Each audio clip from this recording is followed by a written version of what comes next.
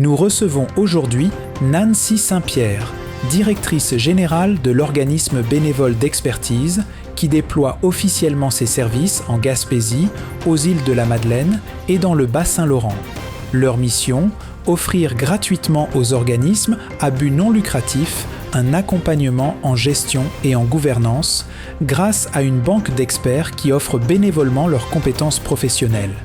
Qu'il s'agisse de planification stratégique, de ressources humaines ou de stratégie de financement, Bénévoles d'expertise jumelle un expert avec un organisme pour un mandat sur mesure. Elle nous explique comment fonctionne ce service, tant pour les OBNL qui souhaitent recevoir de l'aide que pour les professionnels de la région qui voudraient offrir de leur temps. Alors, Bénévoles d'expertise, c'est un organisme communautaire autonome qui offre des services en gestion et en gouvernance pour les gestionnaires d'organismes, alors que ce soit les directions générales, les coordinations ou le conseil d'administration, et tout ça par le bénévolat de compétences. Alors, ce qu'on fait, nous, c'est qu'on encadre et on forme des bénévoles experts pour qu'ils puissent être en mesure d'accompagner les gestionnaires d'OBNL.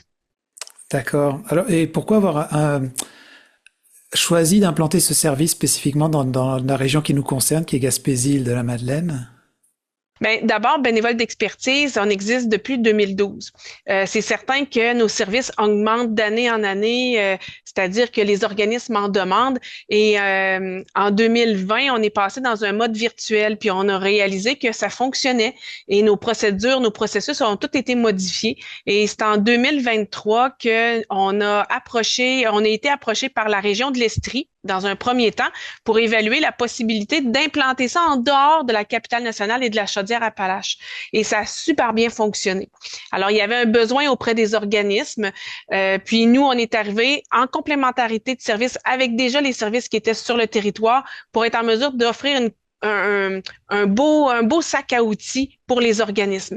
Alors, il est arrivé la même chose au Bas-Saint-Laurent et en Gaspésie-les-Îles. C'est la Fondation communautaire Gaspésie-les-Îles Bas-Saint-Laurent qui a communiqué avec nous en disant, moi, je reçois beaucoup d'appels. Y a-t-il quelque chose qu'on peut faire ensemble? Et c'est en 2024 qu'on a d'abord consulté ceux qui offrent des services aux organismes et ensuite les organisations, à savoir, le prendraient-ils, ce type de service-là? Et la réponse a été facile. Plus de 90% des organismes consultés ont mentionné le fait que le bénévolat de compétences pourrait être un service complémentaire et vraiment efficace pour leur service. Alors, c'est pour ça qu'on vient tout juste d'arriver avec notre bagage de connaissances puis du bénévolat de compétences, puis c'est de travailler avec les gens du milieu pour offrir ce type de service-là. Mais avec votre expérience, justement, est-ce que ce serait quoi les défis particuliers qu'ont à faire face les OBNL, justement, avec le sujet dont vous traitez, qui est le bénévolat? Ben alors, comme par exemple, chez nous, à Bénévoles d'expertise, on a 9 champs de compétences. Alors, ça passe des ressources humaines, finances, marketing, communication, planification stratégique, affaires légales, développement des affaires. Et lors de notre sondage de consultation, on a demandé aux organismes quel était lequel de ces services-là qu'ils prendraient davantage et 4 éléments ont été ressortis. D'abord, la gouvernance, les finances, les ressources humaines et la planification stratégique. Alors, ce sont les 4 éléments que les organismes demandent. Alors, par exemple, faire une stratégie de financement. Ils doivent repenser leur financement de façon générale et de mieux le réfléchir, mieux l'organiser. Puis, ils ont besoin d'une ressource externe pour les accompagner dans cette réflexion-là. Alors, c'est le genre de service qu'on pourrait leur offrir. Je comprenais que dans le communiqué, c'était un service qui était décrit comme gratuit. C'est quoi la démarche? Parce qu'il y a des collaborations autour de ça et quelle est la démarche pour un organisme qui souhaiterait justement bénéficier de vos services? Oui, effectivement, le service, il est gratuit. Il est gratuit parce qu'il y a une volonté vraiment du conseil d'administration de bénévoles d'expertise de le maintenir de cette façon-là pour éviter les freins à une organisation de faire appel à nous. Souvent, le volet de la gestion, de la gouvernance, c'est des choses qu'on aurait envie de tasser du revers de la main. On est fait pour aider le monde, on n'est pas fait pour compter. Mais au final, c'est nécessaire, il faut le faire. On est dans l'obligation de faire tous ces volets administratifs-là. Alors, ça évite les freins. Ça, c'est la raison pour laquelle on veut maintenir ce service gratuit. Ça fait 18 mois qu'on travaille avec la région pour être capable d'offrir le bénévolat de compétences. Ce 18 mois de travail-là a été possible grâce à la contribution de la Fondation communautaire Bas-Saint-Laurent-Gaspésie-les-Îles, Centraide Bas-Saint-Laurent, Centraide Gaspésie-les-Îles, le regroupement le RDS et Desjardins, qui nous ont permis financièrement de pouvoir bâtir ces belles relations-là avec le milieu, puis offrir le service sur le territoire. Pour faire appel à nos services, il est simple, il suffit de passer par le site Internet de Bénévoles d'expertise. Dans l'onglet Organismes, toutes les informations sont inscrites.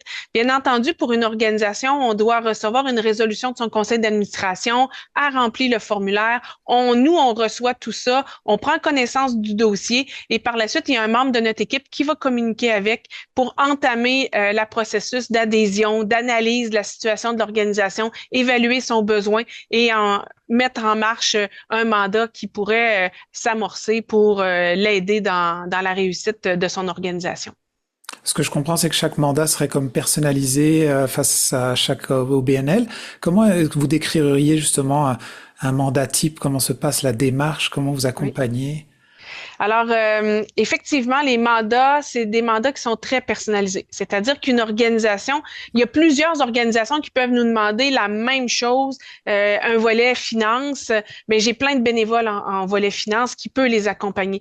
Mais nous, on va au-delà de ça. On veut connaître c'est qui le gestionnaire de cet organisme-là, avec qui le bénévole va travailler. Est-ce que c'est quelqu'un qui aime ça réfléchir, qui va être plus lent? On va lui donner le bénévole qui va aller avec ça. Est-ce que c'est un organisme qui veulent que ça soit fait en 3 mois, tout soit réglé, pif paf? Ben à ce moment-là, c'est certain que ça va être nécessaire d'avoir un bénévole expert qui va avoir tendance à avancer plus rapidement, qui va être prêt à aller à la même vitesse de l'organisme. Alors, ce qu'on appelle un mandat qui est très personnalisé, et il y a des mandats qui vont durer 3 mois, 18 heures, puis il y a des mandats qui vont durer 22 heures, puis ça va être sur 6 mois. Fait que tout ça, ça dépend toujours de l'organisme. Alors, une fois que le besoin est analysé dans l'organisme et que les éléments gagnants sont réunis, par exemple, pour faire une planification stratégique, la coordination de bénévoles d'expertise vient faire une recherche dans notre base de données d'un bénévole potentiel. On en identifie un, on l'appelle, on lui pose la question, est-ce que tu serais disponible? Ça te tente-tu? Une organisation qui est à tel endroit, qui font telle chose comme mission? Oui, ça m'intéresse.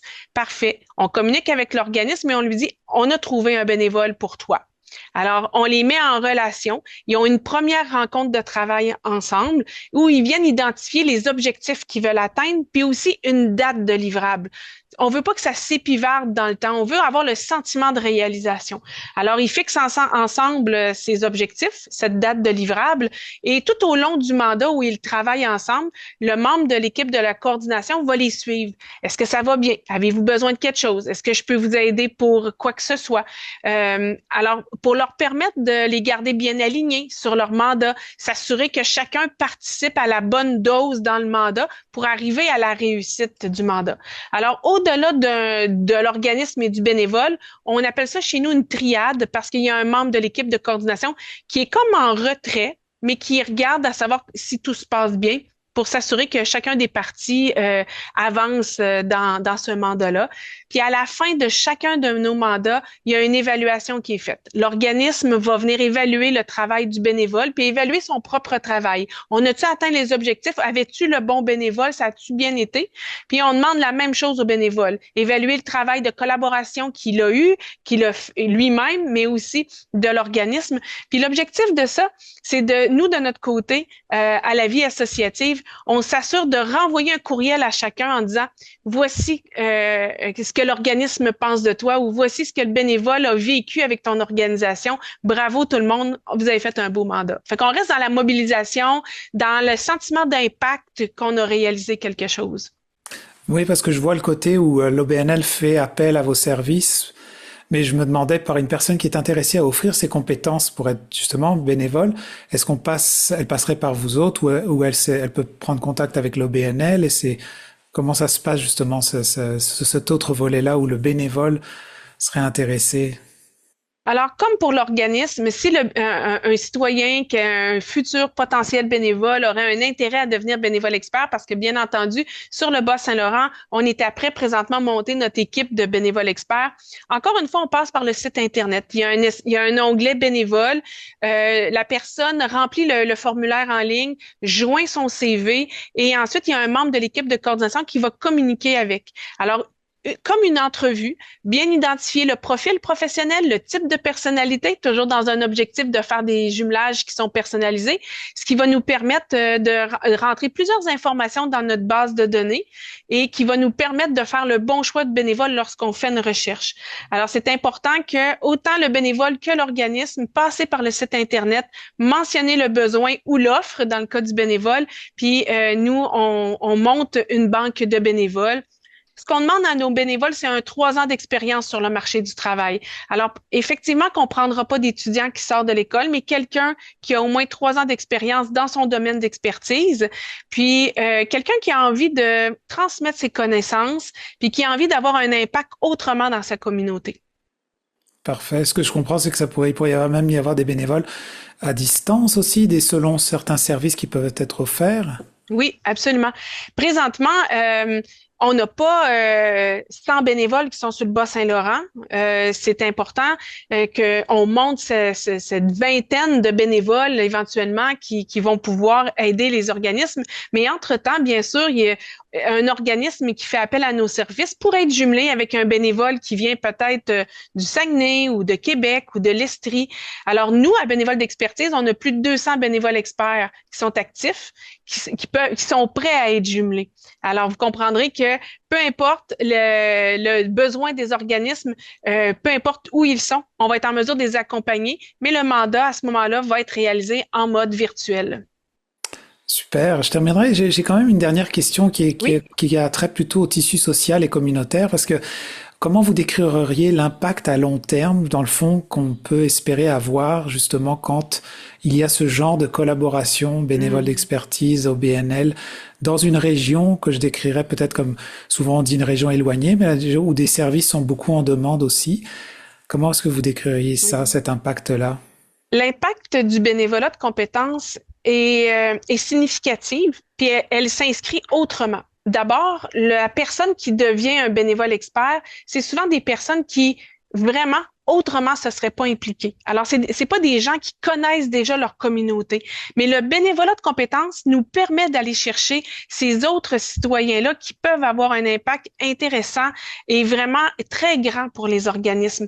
Puis, je dis souvent que entre un organisme et un bénévole, c'est un transfert de connaissances.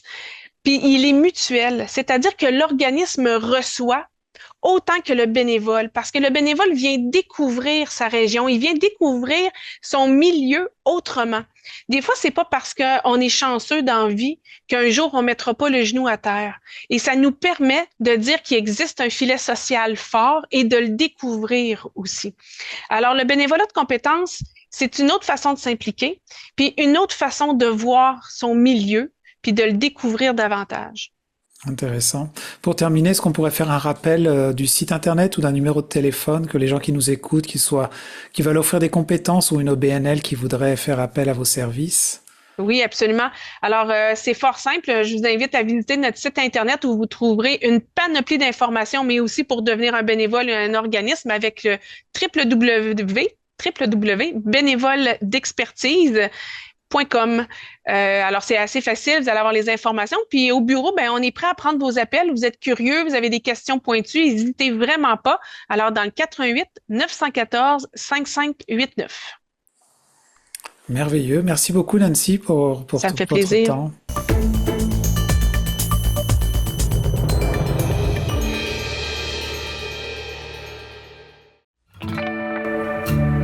Les jardins fleuris de Cap d'Espoir est pas beau, l'endroit idéal pour découvrir l'univers des fleurs et du potager. Engrais de toutes sortes disponibles, contenant et tout le nécessaire pour réussir sa récolte ou son aménagement paysager. Découvrez notre nouveau site internet, lesjardinsfleuris.ca, et visitez notre page Facebook pour connaître nos heures et jours d'ouverture. La qualité, la variété, les conseils judicieux, c'est au 1416 route 132 Cap-d'Espoir et au 14 route Hamilton-Pabot que vous trouverez satisfaction. À la bijouterie Brigitte de Grande-Rivière, notre grande panoplie d'idées cadeaux pour toute la famille et notre vaste choix de bijoux pour elle et lui saura satisfaire à coup sûr l'être cher. Nous avons des produits de beauté, accessoires de décoration, montres solaires Seiko, les montres Bering au style moderne et au design innovateur, des perles et les diamants naturels de la collection Malo. Pour la qualité, les meilleures marques sur le marché, faites confiance à l'équipe de la bijouterie Brigitte de Grande-Rivière.